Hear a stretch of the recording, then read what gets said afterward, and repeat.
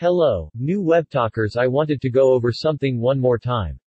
Let's take a look at this. The first thing we want to do is click on the three lines in the top right corner because I noticed that I'm following a lot of people, but we're not connected and we need to connect because I want to show you everything you're missing about Webtalk and growing online.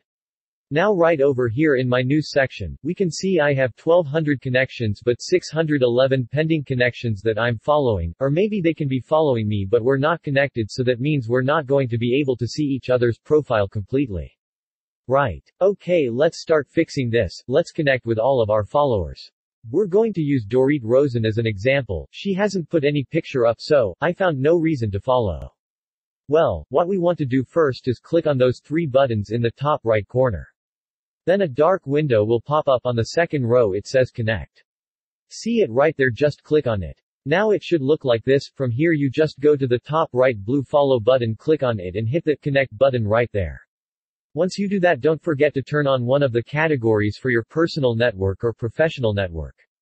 I usually turn on the personal network and put all of my followers in the category of acquaintance. While I have you here, let me show you what I do for my referrals. Let's use RJ for example. This guy is a legend in the making and the CEO and chairman at Webtalk. With over 500,000 followers, I wish he was one of my referrals. Well, this is what I would do if he was. I would click my professional network button right here and turn that on.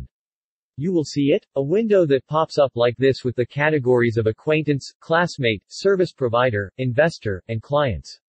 I usually put all my referrals in the category of colleagues. That way, if I wanted to send a message only to my referrals to help them with any information, I can do so by having them in one category. I hope you found this helpful. If you did, please subscribe to my YouTube channel. I'll definitely come up with more ways to help you on the Webtalk or even grow your business. Until then, see you later.